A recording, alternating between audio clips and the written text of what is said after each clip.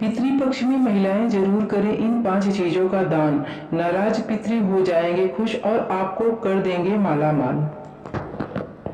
नमस्कार दोस्तों, आज हम बात करने वाले हैं उस समय की जब हर हिंदू परिवार अपने पूर्वजों को याद करता है, उन्हें सम्मान देता है और उनकी आत्मा की शांति के लिए विशेष कर्मकांड करता है।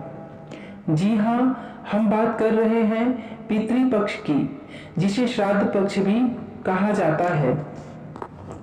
मान्यता है कि पितृपक्ष में अपने पूर्वजों को तर्पण, श्राद्ध और दान देने से उनकी आत्मा प्रसन्न होती है और वे हमें अपने आशीर्वाद से मालामाल कर देते हैं।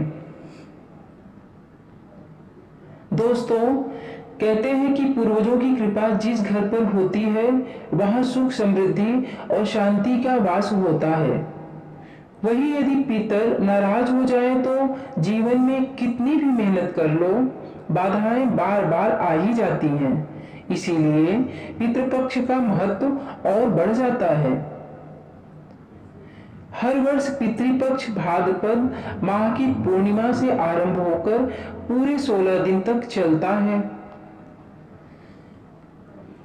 इस दौरान जिन पूर्वजों का देहांत जिस तिथि को हुआ होता है, उसी तिथि पर उनका श्राद्ध और तर्पण किया जाता है और यदि मृत्यु की तिथि ज्ञात न हो तो अमावस्या के दिन तर्पण किया जाता है। और जब हम दान की बात करते हैं तो यह केवल वस्तु देने भर का कार्य नहीं है, बल्कि यह हमारी श्रद्धा और हमारी नियत को भी दर्शाता है। दान से पितर तृप्त होते हैं और उनके आशीर्वाद से घर परिवार की दरिद्रता, क्लेश और परेशानियां दूर होती हैं। यही कारण है कि शास्त्रों में पितृपक्ष में विशेष वस्तुओं के दान का उल्लेख मिलता है। दान करने का महत्व इतना है कि इसे सबसे शुद्ध और सबसे पुण्य का कार्य कहा गया है। दोस्तों, अगर आप चाहते हैं कि आपके पितर आपसे प्रसन्न हो और आपको हर कार्य में सफलता, परिवार में सुख और जीवन में धन धान्य की प्राप्ति हो, तो पितृपक्ष में कुछ खास वस्तुओं का दान अवश्य करना चाहिए। सबसे पहले आता है लगा हुआ पान। शास्त्रों में बताया गया है कि पान का बीड़ा दान करना पितरों को अत्यंत प्रिय होता है।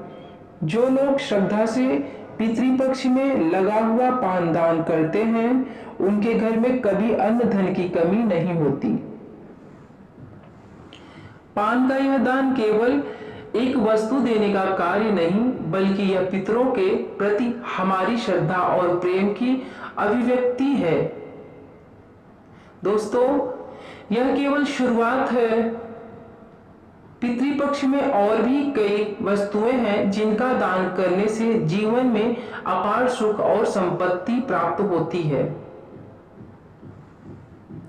शास्त्रों में बताया गया है कि पितरों के लिए किए गए तर्पण, श्राद्ध और दान से न केवल उनकी आत्मा को शांति मिलती है, बल्कि घर परिवार पर सुख, समृद्धि और खुशहाली भी बरसती है। अब हम विस्तार से चर्चा करेंगे कि पितृपक्ष में किन किन वस्तुओं का दान करने से पूर्वज प्रसन्न होते हैं और हमें उनके आशीर्वाद से जीवन में अद्भुत परिवर्तन देखने को मिलता है। सबसे पहले बात करते हैं चमेली के तेल की। श्राद्ध पक्ष में रोज पितरों की तृप्ति के लिए सरसों के तेल का दीपक जलाने की परंपरा है। मान्यता है कि दीपक का प्रकाश अंधकार को दूर करता है और आत्माओं के मार्ग को प्रकाशित करता है। जब इस दीपक में सरसों या चमेली का तेल प्रयोग किया जाता है तो यह पितरों को विशेष रूप से प्रिय लगता है। यदि कोई व्यक्ति इन 16 दिनों में श्रद्धा और विधि विधान के साथ सरसों और चमेली के तेल का दान करता है तो उसके घर से धन संपत्ति की समस्याएं दूर हो जाती हैं। इसका कारण है कि तेल दान करना जीवन से दरिद्रता और बाधाओं को दूर करने का प्रतीक माना जाता है। अब आते हैं काले तिल पर। पितृपक्ष में तर्पण का पूरा विधान काले तिल के बिना अधूरा है। जब हम पितरों को जल अर्पित करते हैं तो हाथ में जल और काले तिल लेकर ही यह प्रक्रिया की जाती है। इसका कारण यह है कि तिल को शुद्धता और नकारात्मक शक्तियों को दूर करने वाला माना गया है। पितृपक्ष में काला तिल घर लाने और उसका दान करने से वंश का विस्तार होता है और संतान सुख की प्राप्ति होती है। शास्त्र कहते हैं कि जिन दंपतियों को संतान की प्राप्ति नहीं हो रही हो, उन्हें पितृपक्ष में तिल का दान अवश्य करना चाहिए। अब बात करते हैं नमक की। पितृपक्ष के दौरान सफेद नमक का दान विशेष लाभदायी माना गया है। जब कोई व्यक्ति नमक दान करता है तो पितर प्रसन्न होते हैं और विशेष रूप से यदि किसी की कुंडली में पितृदोष हो तो नमक का दान उसे दोष को भी समाप्त कर देता है। लेकिन एक बात हमेशा ध्यान रखनी चाहिए कि पितृपक्ष में जो नमक दान किया जाए वह सेंधा नमक नहीं होना चाहिए, बल्कि सामान्य सफेद नमक ही होना चाहिए। यह दान जीवन में स्थिरता और स्वास्थ्य दोनों लाता है। इसके बाद आता है जौ का दान। धार्मिक दृष्टि से जौ को धरती का पहला अनाज माना गया है और इसे सोने के समान फलदायी बताया गया है। पितृपक्ष में जौ का दान करने से अन्न धन के भंडार कभी खाली नहीं होते। यही नहीं, जौ का दान करने से पितृदोष भी समाप्त हो जाता है और जीवन में आने वाली कठिनाइयां दूर हो जाती हैं। यही कारण है कि इसे स्वर्ण दान के समान फलदायी माना गया है। अब बात करते हैं केले की। केला एक सदाबहार फल है और भगवान विष्णु को प्रिय है। श्री हरि विष्णु की कृपा पाने के लिए केले के पौधे की पूजा भी की जाती है। पितृपक्ष में जब कोई पुरुष या महिला पके हुए केले का दान करता है तो पितर अत्यंत प्रसन्न होते हैं। कहा जाता है कि केले का दान करने से न केवल पितरों की आत्मा संतुष्ट होती है, बल्कि वे आशीर्वाद देकर अपने वंश को धन्य करते हैं।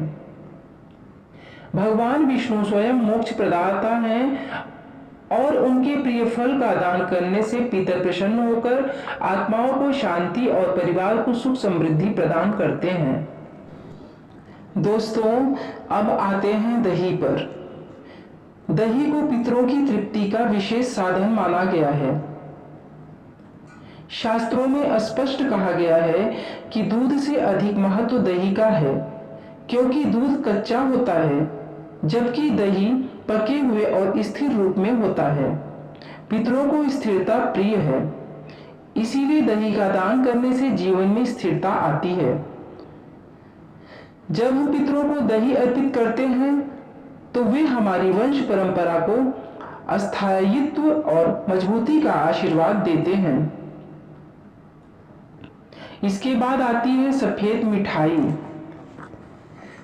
शास्त्रों में वर्णन है कि मृत्यु के बाद आत्मा प्रेत भाव में रहती है और वह अंधकारमय स्थिति में होती है।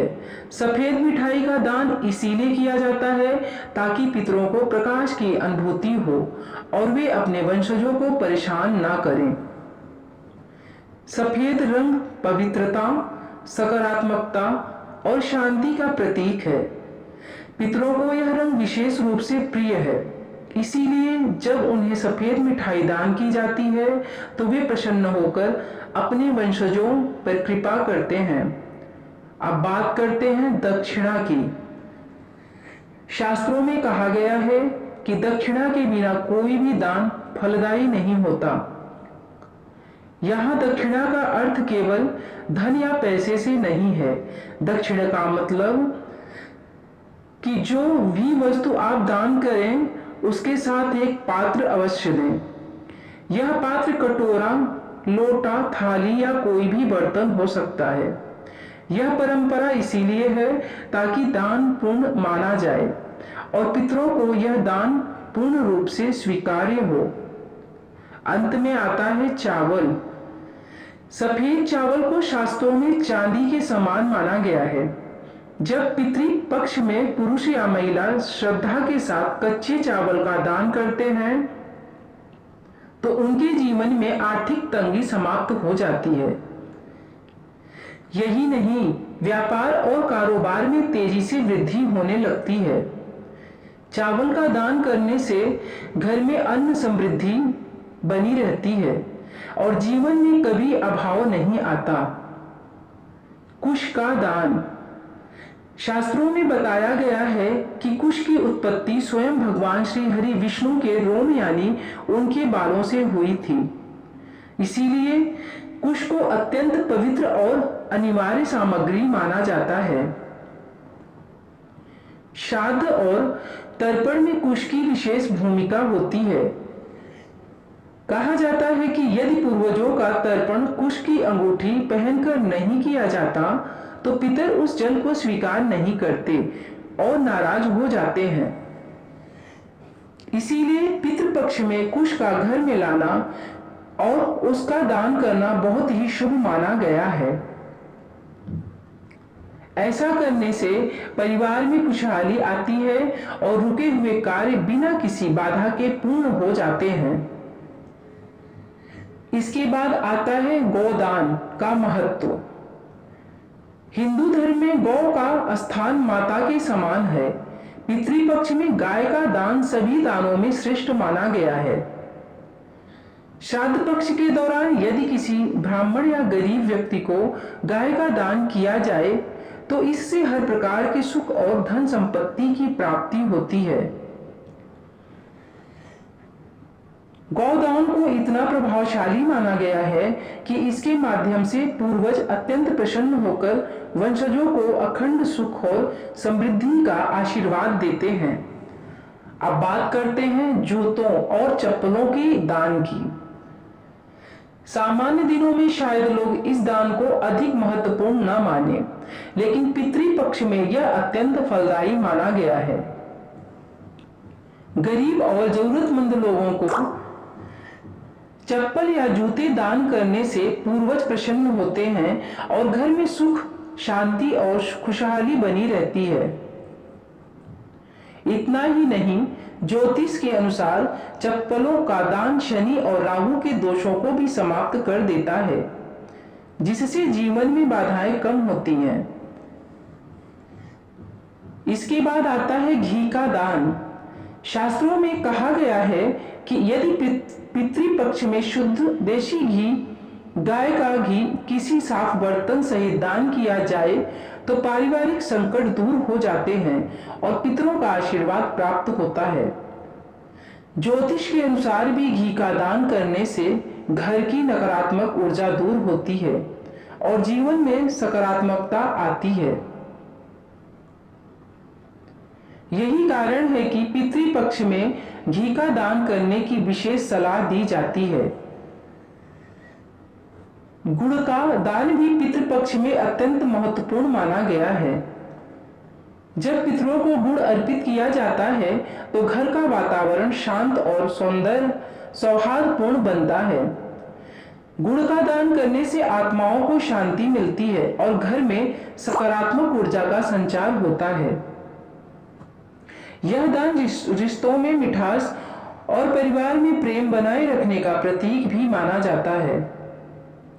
अब बात करते हैं अन्नदान में गेहूं के दान की। पितृपक्ष में अन्नदान को सर्वोच्च दान कहा गया है।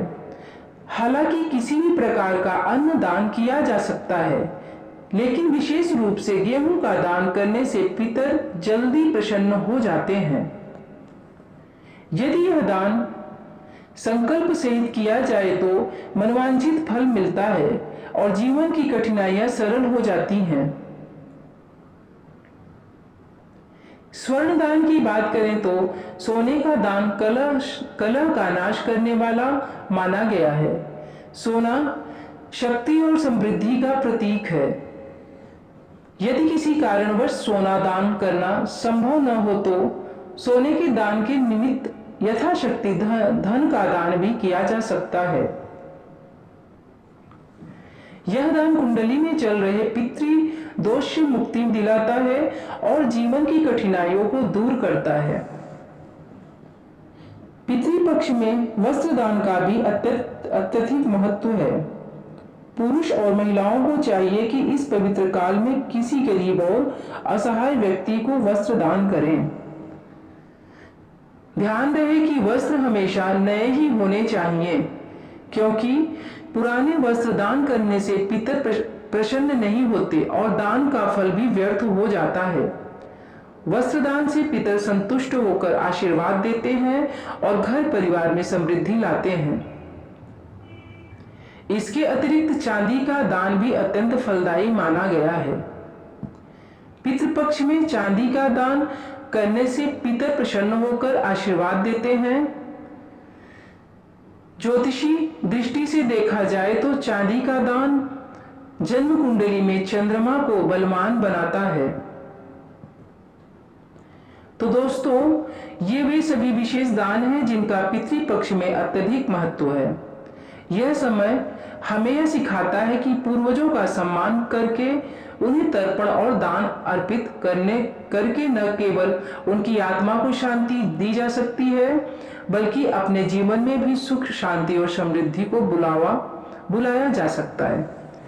अगर आपको यह जानकारी अच्छी लगी तो वीडियो देखने के लिए आपका हृदय से धन्यवाद। राधे राधे, जय श्री।